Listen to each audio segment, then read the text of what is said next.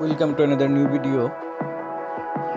In this video you will see how to fix WhatsApp not installed. Please follow complete the process.